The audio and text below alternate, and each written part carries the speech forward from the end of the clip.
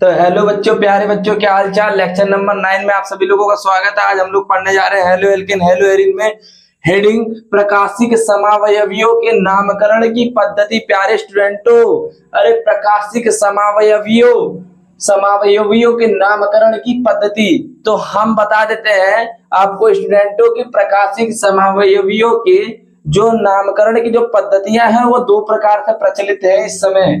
यानी कि हम उनको दो प्रकार से देखते हैं। पहली जो रहेगी हमारी हेडिंग, उसके अंदर प्यारे स्टूडेंटों आंशिक विन्यास के नामकरण की डीएल पद्धति। डीएल का मतलब यह होता है प्यारे स्टूडेंटों डेक्स्ट्रोरोटेटरी एंड लीवोरोटेटरी, यानी कि दक्षिणावर्त एक तरह से बोला जा सकता है और दूसरी तरह से बोला जाता है इसको वामावर्त। तो प्यारे स्टूडेंटों ये पहली जो हमारी पद्धति है वो इस समय प्रचलित है। यानी कि इसको हम किस प्रकार से समझते हैं आपको मैं बताने जा रहा हूं। देखिए, हम कह सकते हैं इसको प्यारे स्टूडेंटों, इस विधि के उपयोग द्वारा शर्कराओं एवं एमिनो अम्लों का विन्यास ग्लिसरॉल्डिहाइड के दो प्रतिबिंब रूपों का उपयोग करके निर्धारित किया जाता है। कहने का मतलब यह है प्यारे स्टूडेंटों, ये आंशिक विन्यास के जो नामकरण की जो डेक्स्ट्रो एंड लीवोरोटेटरी जो पद्धति है ना, वो कह रहा है कि इस पद्धति के उपयोग द्वारा शर्कराओं एवं जो एमिनो अम्ल होते हैं, हमारे एमिनो अम्ल होते हैं, उनका विन्यास जो है ग्लिसरॉल्डिहाइड के यानी कि ग्लिसरॉल्डिहाइड के दो प्रतिबिंब रूपों का उपयोग करके हम लोग क्या करते हैं, उसको निर्धारित करते हैं या निर्धारित किया जाता है।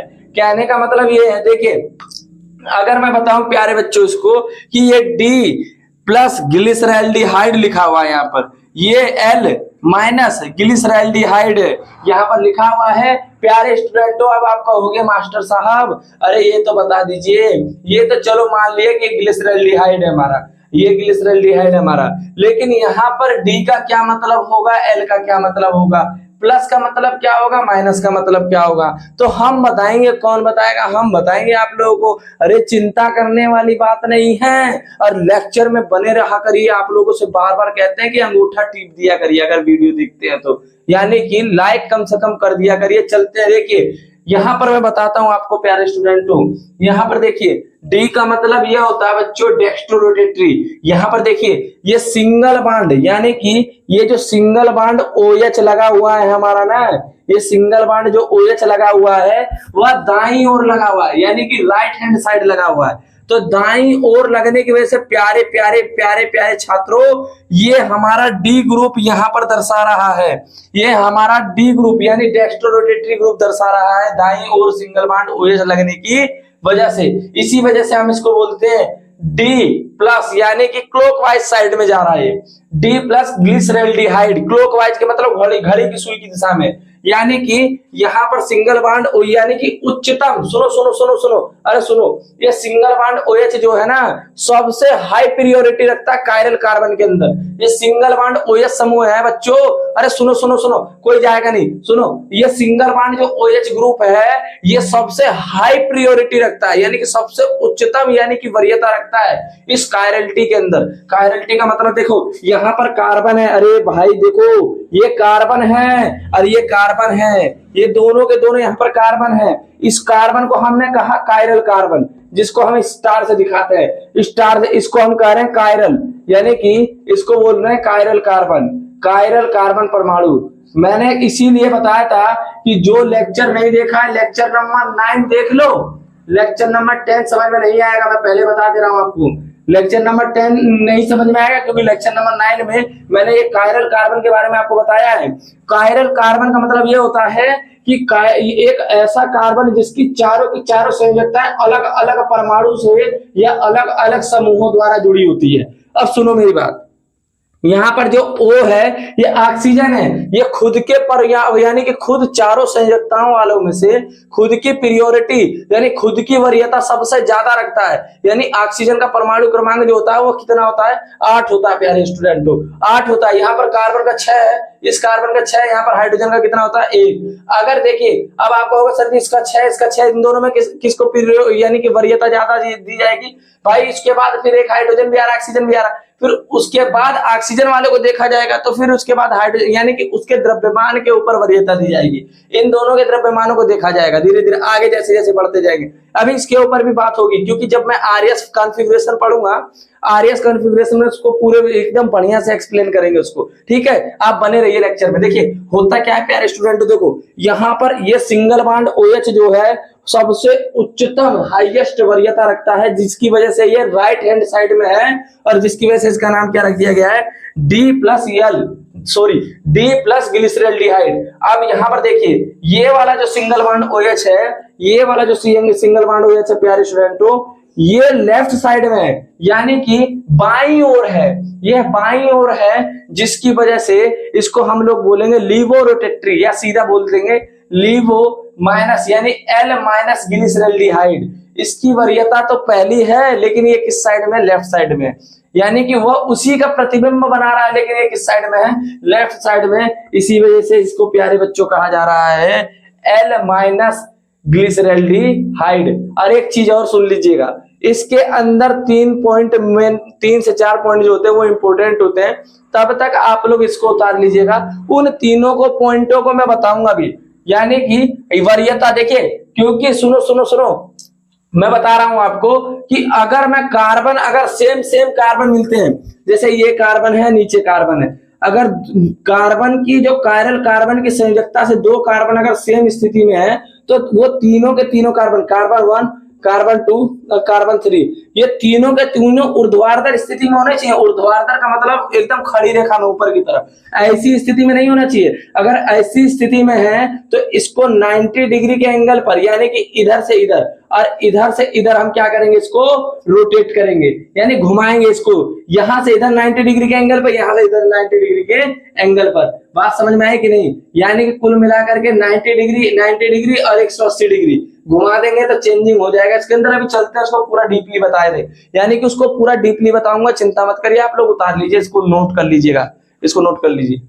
तो हेलो स्टूडेंटों, सुन लीजिए एक और बात। यहां पर अगर मैं बात करता हूं आंशिक विन्यास के नामकरण के डीएल पद्धति के अंदर, तो सबसे पहले हम ये देखेंगे कि जो कायरल कार्बन हमारा होता है ना, उस कायरल कार्बन में डी तथा यल अगर नाम जोड़ना है मेरे को, डेक्स्ट्रोरोटेटरी और लिवोरोटेटरी नाम को जोड़ना है, तो सबसे पहले हम करते क्या है उसको अब देखेंगे, समझेंगे।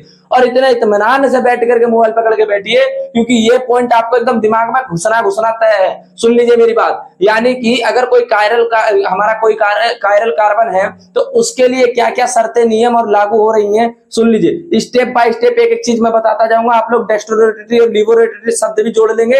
अगर आपको कायरल कार्बन नहीं दिखाई दे रहा है, आपको कोई भी चीजें अगर रूल और नियम को मेरे फॉलो नहीं कर रहे हैं, तो समझ लीजिए डेक्स्ट्रोरोटेटरी और लिवोरोटेटरी आप नाम नहीं लगा पाएंगे, यानी डी और यल शब्द को नहीं जोड़ पाएंगे। सुन लीजिए, पहला नियम यह है कि अगर हम कायरल कार्बन देखते हैं, तो कायरल कार्बन की विशेषता क्या है? कायरल कार्बन की विशेषता यह है प्यारे स्टूडेंटों कि किसी भी कार्बन की जो चारों संयोजकताएं होती है, वो भिन्न भिन्न समूहों या भिन्न भिन्न परमाणुओं द्वारा क्या होनी चाहिए, जुड़ी होनी चाहिए।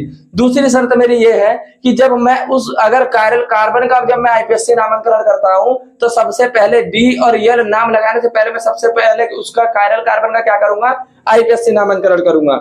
अगर बात समझ में नहीं आई है तो दोबारा सुन लीजिएगा, बैक करके वीडियो को सुनिए। यानी कि कहने का मतलब ये है कि अगर कायरल कार्बन जो है हमारा, कायरल कार्बन के लिए मैंने लेक्चर नंबर 9 में वीडियो बनाया है, वहां पर जाकर देख लीजिएगा। कायरल कार्बन कहते हैं किसे? कायरल कार्बन का जब मैं आईपीएससी नामांकन करूंगा, तो सबसे पहले हम ये देखेंगे उसमें कि कौन सा क्रियात्मक समूह है, कौन सा क्रियात्मक समूह नहीं है। क्रियात्मक समूह है तो उसका नामांकन करेंगे, सीधी सी बात है। देखिए यहाँ पर एग्जाम्पल है हमारा, ये हमारा कार्बन है प्यारे स्टूडेंटों। इसकी चार देखिए, बीच में सेंटर में carbon always including now 4 bond. Carbon सदैव कितने बंध से जुड़ता है? 4 बंध से। पहला देखिए CH3 से, यहाँ पर हाइड्रोजन से या CHO का मतलब एक क्रियात्मक समूह हो गया हमारा एल्डिहाइड, एक क्रियात्मक समूह हो गया OH हमारा एल्कोहल। अब यहाँ पर अगर मैं बात करता हूं, तो मैंने कहा कि नियम नंबर 1 में, यानी कि सबसे पहले हम लोग क्या करेंगे, आईपीएससी नाम लिखेंगे। क्या लिखेंगे? सबसे पहले हम लोग प्यारे बच्चों आईपीएससी नाम लिखेंगे। तो सबसे पहले हम लोग आईपीएससी नाम लिख लेंगे। यहाँ पर 2 नंबर पे हाइड्रॉक्सी ग्रुप है, 1 अल है, और यहाँ पर कार्बन की संख्या, और जो सुनो यहाँ पर इस OH को पहले लिखेंगे। क्यों? सुनो मैं बता रहा हूं, 2 हाइड्रॉक्सी, यहाँ पर लिखेंगे 2 हाइड्रॉक्सी। अभी मैं बता रहा हूं, सुनो 2 हाइड्रॉक्सी, यहाँ पर हो गया हमारा 2 हाइड्रॉक्सी। अब उसके बाद कार्बन की संख्या देखिए, एल्डिहाइड के अंदर भी कार्बन हमको दिखाई दे रहा है तो उसके कार्बन को भी काउंट करेंगे 1 2 3, यानी कार्बन की संख्या 3 है तो इसको बोलेंगे प्रोपेनल, इसको बोलेंगे प्यारे स्टूडेंट प्रोपेनल। अब इसको लिखेंगे प्रोपेनल, हो गया खत्म खेल।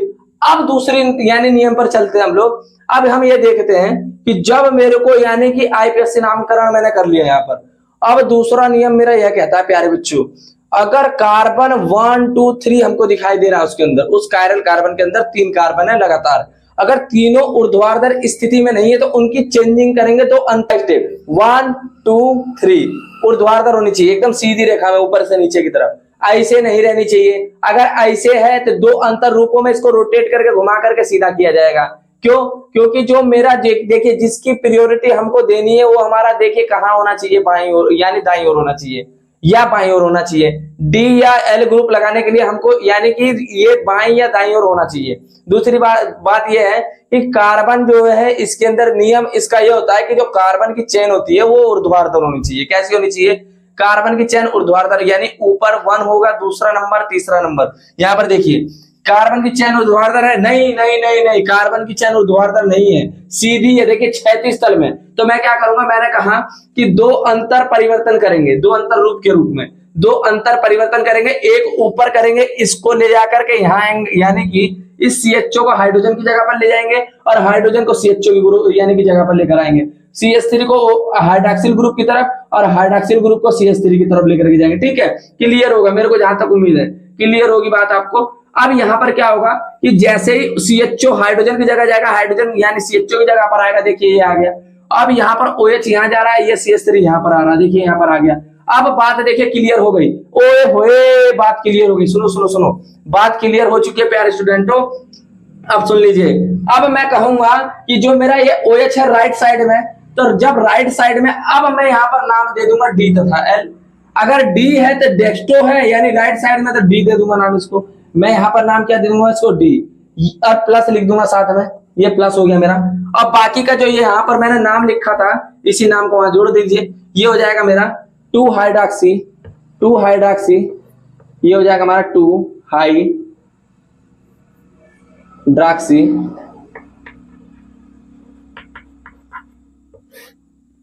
प्रोपेनल